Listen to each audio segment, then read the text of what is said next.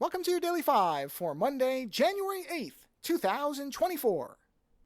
I didn't realize that I had never done, because my wife and I finished Fringe, I want to say now about 3 weeks ago, the 2013, well, it was 2008 through 2013 science fiction series that if you look around, people have rightly claimed, or I shouldn't say claimed is the wrong way to say it. People rightly identify this as one of the great modern science fiction series, which I totally agree with.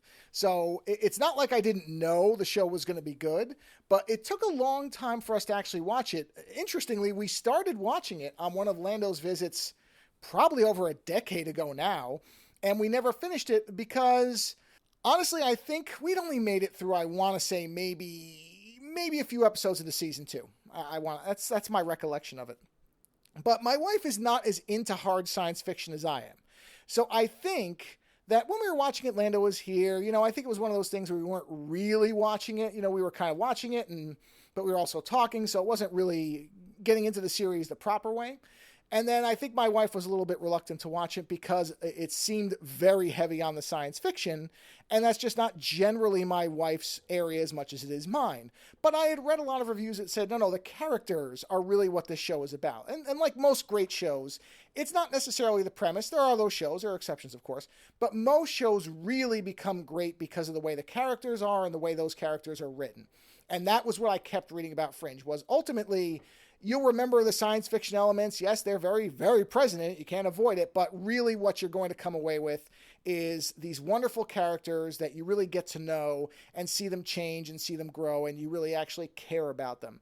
And that's why I said, okay, let's watch this. And in the first season, I believe, and I think we're going to do a show about it, so we'll find out. I don't think I'm going to talk about it on the main show. I think I'll wait and I'll do the show with my wife because I want to get into this with her.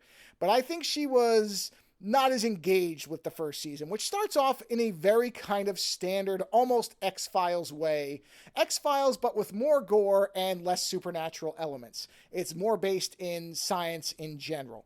But it feels a lot like an X-Files, not clone, but an X-Files analog. And that, I think, wasn't as interesting to her. And then once you get past season one, and really by midway through, I'd say season two or so, you really start to understand that the characters are what's going to carry this show. Don't get me wrong. Again, the storylines and the science fiction stuff, I thought that was great. I loved everything Fringe was doing. But for people who aren't as automatically into sci-fi, the characters are going to overcome what might be a less interesting aspect or core aspect of the show. The characters are what you watch Fringe for. The characters are what you remember. Their interactions, their struggles, their successes, the way that they interact with each other, the way that they really do change and become. It's so fascinating, without getting into spoilers, because this is still a relatively new show. 2013 is only 10 years ago, compared to some of the stuff I reviewed that's somewhat newer. But there may be people who want to go into this thing cold, and I try to keep the fives spoiler-free as much as I can for the most part. Unless it's really, really old and really well-known, then I don't care. But in the case of Fringe, there are several times where that show completely changes in many ways what it is. Almost in every season, the show radically shifts. And that can be a tough thing to do, but what keeps it from becoming too disjointed and too disconnected and too tough to keep up with is there are always anchors within the characters themselves.